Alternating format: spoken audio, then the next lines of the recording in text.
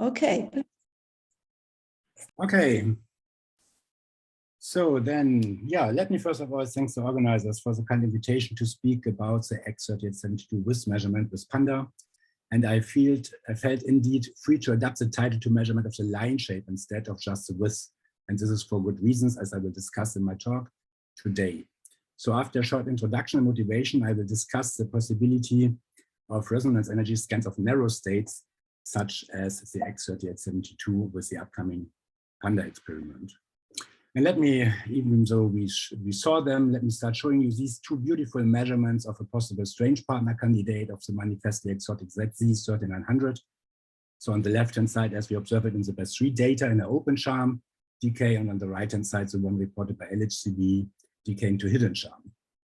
And given the mass in combination with being electrically charged, they are, as the ZZ3900, also manifestly exotic states, most presumably 4-quark matter states. And in contrast to these first order exotic charged ZZ states, the nature of the first of the XYZ states observed about 20 years ago is still far from being understood, as we're discussing during this week. And it was the discovery, as we all know, of the J-psi going back to 1974 that started investigations of the charmonium region, where the bound charm-anti-charm quark states can successfully be described by potential models. And indeed, before 2003, particularly beneath the dB thresholds, there's excellent agreement between theory and experiment. So all predicted states have been observed with properties as expected. However, above the open charm threshold, however, there are many unexpected states that have been observed since 2003 and that do not fit the expected pattern. Those are the Y states here, like the Y4260 well known, or the charged ZZ states I mentioned, and of course the X states, where the X3872 meanwhile called the Chi sub C1 3872 according to the new naming scheme by the PDG, was the first of these XYZ states observed at all going back to 2003. And this state is probably the most studied so far. And here I remind you on the discovery plot observed by Bell and BDK. So this prominent peak here is the psi prime, and the smaller one corresponds to the X. And it was then later also observed as a threshold enhancement in D0 D0 star bar by Bell and Babar experiments. And the mass is experimentally indistinguishable from the D0 D0 star bar mass, leading to the suspicion that it might well be a molecular state of a loosely bound D bar D star system in analogy to the deuteron. Theoretical interpretations come along with predictions of the decay width, and that was also reminded by Sören, for which Merlin upper limit was provided by Bell of 1.2 MeV for quite some time. And since recently, LHCb measured for the first time absolute Wigner decay width with 1.3 MeV, depending on the paper you're looking at. I will come back to that. And for the clarification of the nature, however, a direct precision measurement of the line shape with sub-MeV resolution is needed, as it will be feasible, for example, with the upcoming PANDA experiment. And to make that clearer here, as you see projecting such line shapes here for different scenarios into the left plot, this illustrates that the experimental mass resolution, in this case here by CDF, is by far not sufficient to resolve and distinguish between them. Yeah, and because proton-antiproton is such a rich source of hadrons, there are plenty of physics topics that will be addressed by PANDA, including nuclear and hadron structure, and of course topics of hadron spectroscopy. And with our antiproton beam momentum up to 15 GeV over C, the accessible mass range is about 2 to 5.5 GeV over C. So it's optimized to cover indeed the charmonium region, where we can study not only the exotic charmonia, but also ordinary and charmed hybrids and open charm production and so on. The focus of my talk here is on the power of the energy scans for narrow states such as the X, and more details on the rather rich PANDA physics program will be given on Monday by Michael. So the PANDA experiment will be realized within the new FAIR facility currently under construction in Germany, close to Frankfurt and Darmstadt.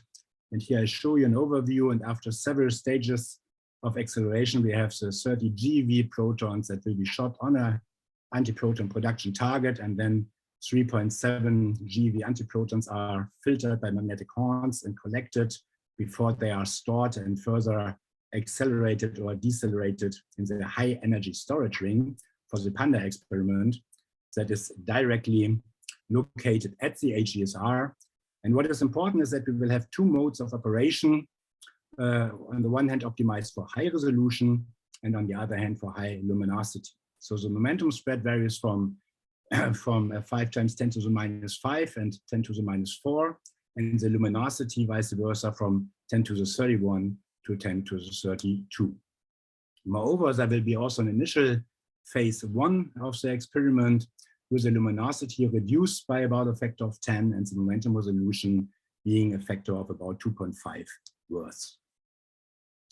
Yeah, and we know all that, but let me still explain. So since the proton-antiprotons are massive and not point-like particles, one of the main advantages of using the antiprotons as compared to plus-minus annihilation is that we have access to all fermium quantum numbers in the direct formation, which is not the case in plus-minus, where the accessible quantum numbers here are restricted by the one of the virtual photon acting as a spin filter.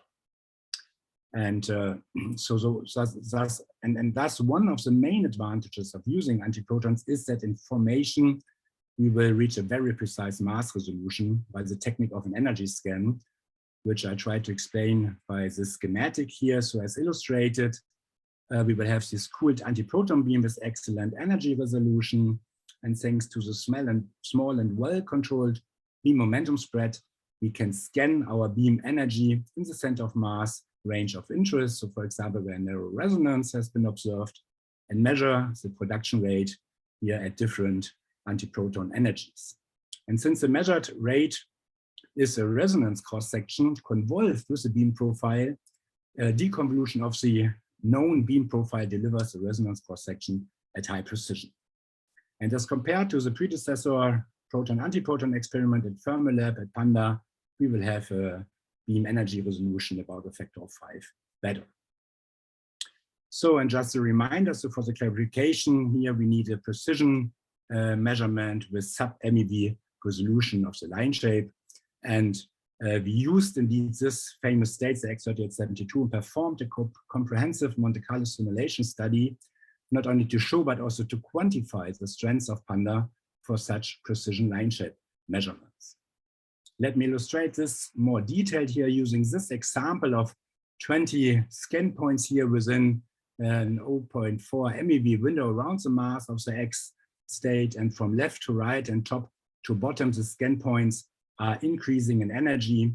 And each of these stem plots here corresponds to one measurement of the production rate, which is then histogrammed and fitted here with a line shape model to describe the energy-dependent cross-section convolved with the beam profile. And hereby we obtain the parameter of interest, like, for example, this absolute Breit-Wigner decay width. And in this bottom plot, I show you the outcome of our study here, namely the achievable performance in measuring an absolute Breit-Wigner decay width in terms of the minimum absolute decay width that we can measure with a 3 sigma accuracy, so means 33% relative error as a function of the assumed production cross-section. And as you can see from this plot, we will achieve here nice sub-MeV resolution of a few tens or a couple of hundred MeV here over this full range. And this even for these blue data points here corresponding to the initial phase of the experiment, phase 1.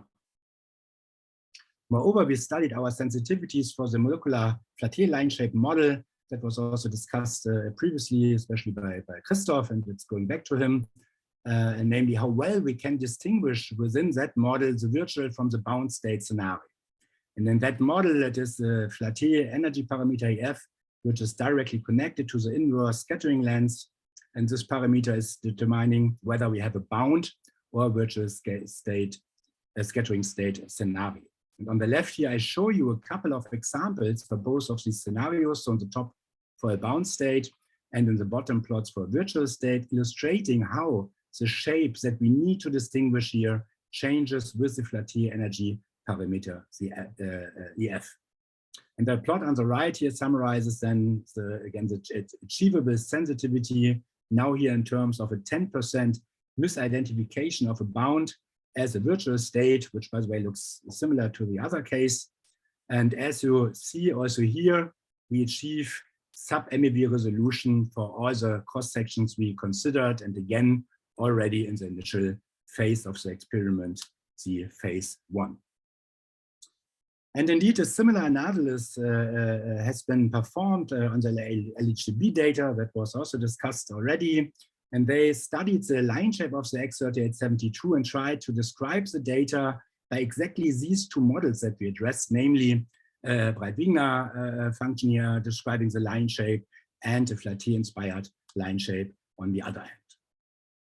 And finally, they obtained a Breit-Wigner decay with of 1.3 MeV here in that paper, and a full width half maximum for the Flatey line shape of 0.22 MeV. And here on the left-hand side plot, I show you here these line shapes with the fitted parameters from the LHCb fit to the data.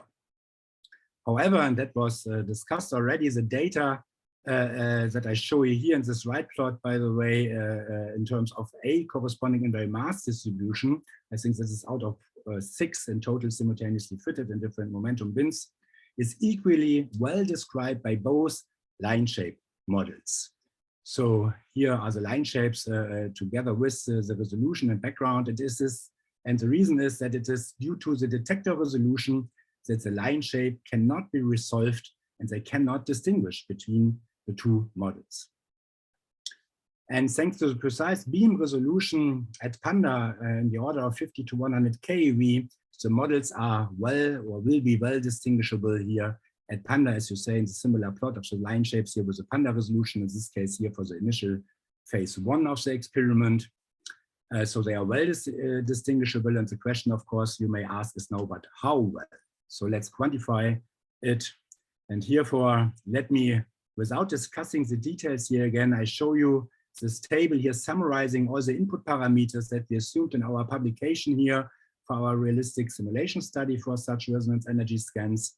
And indeed, in that paper, what we did not do, so we explored the performance for Breit-Wigner decay width, or to distinguish between virtual and bound state inside the molecular line shape. But what we did not really do was to quantify how well we can distinguish between the two line shape models of a Breit-Wigner and a Flatey.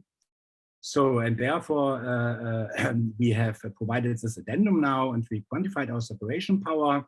We use the key parameters and the efficiencies from that EPGA paper, and then we determine the fit probabilities, which we call P sub F for Flatey and P sub BW for Breit-Wigner, and the corresponding fractions of wrong assignments that we define as P sub mis. And here I show you an example, namely a Breit-Wigner line shape here that we assumed in this case with a width of 300 keV. And we computed then the true analytical shape, which is the green one here in the left plot, and generated Poisson random numbers accordingly for each center of mass energy. And then we fit the two line shapes to extract the fit probabilities. And this is shown here on the right-hand side for this example, for which here you can hardly by eye distinguish which model is describing the data better. But then the fit probabilities here, they are significantly higher in this case here for the Breit-Wigner, which is true in the sense that that was generated according to the Breit-Wigner line shape in this case. And this we did then for many parameters and variations. And here I show you now summarize the resulting performance in correctly assigning the Flatey model. And again, in terms of the misidentification probability to wrongly assign the Breit-Wigner line shape instead as a function of the Flatey energy parameter F, which LHCb fitted in their data or found in their data to be something like -7.2. Let me emphasize that in this performance plot here, a PMIS of 50% corresponds to indistinguishable. And as you can see, we obtain here now a sensitivity which is better than 90 and 98% respectively here, depending on the operation mode that we simulated in correct assigning the correct model. The question now, of course, is how much better our performance is now than just indistinguishable, how it is in the case for the present LHCb data. And for this question, one may use here the so-called odds, which are defined to be the number of correct identifications per wrong one. And this this corresponding plot is given here on the right. And from this, you see that using this measure, we are at least a factor of 10 better than indistinguishable already here in the initial phase 1 of the experiment. And this will then further improve, of course, with better performance of the accelerator. 5 minutes. Okay, so, oh, this is great. Then I'm a little bit faster. So having more time for discussion. So this brings me to the summary and my conclusions. So I discussed with you our published feasibility study for resonance energy scans of narrow states with the PANDA experiment, where we use the X3872 as an example, and where we explored 2 different line shapes, the Breit-Wigner width and absolute width and line shapes. And then as an outcome, we showed that already in the initial phase, we will achieve here sub-MeV resolution for an absolute Breit-Wigner decay width measurement, as well as for this molecular line shape measurement to distinguish between the bound and the virtual state. And I showed you that these line shapes are not differing that much. And also here, already in the initial phase, we expect to have a nice sub-MeV resolution. And as an addendum, I also showed you our continuation of that study here to compare with the recent LHCb result. And we also quantified how well we can distinguish between these 2 models of a Breit-Wigner and this molecular flatte-like line shape. And I showed to you the outcome of our study, from which we learn that we will be able to correct assign these different fit models here with a full range with better than 90% up to better than 98%, even once we have the full luminosity. So and this corresponds to a measurement being about 10 times better in terms of these odds as compared to the present LHCb result. So thank you very much for your attention. Thanks a lot. Very nice talk. So, Christoph, do you have questions? Yes, I do. Hi, Frank. Thanks for a nice talk. Can you go back to your summary slide, please? When you have this 90 or 98% distinguishing power, like maybe you said it and I missed it, but what PP bar going to X cross section did you assume, and how different is what you assumed there from the current upper bound for X going to PP bar? So yeah, I was a little bit quick here, and indeed I showed you this table where I list here also all the cross sections that we assumed for that paper. But for this addendum, indeed, we restrict ourselves to the 50 nanoband case, which is the one which is the most realistic based on the current experimental data. Well, there is no, so far we only have an upper bound. Can you remind me where that is? I think this upper bound is something like, oh, this is a more complicated story. I think I have even a backup slide on that. So that is something like 70 picobarn. Let me try whether I can find it quickly.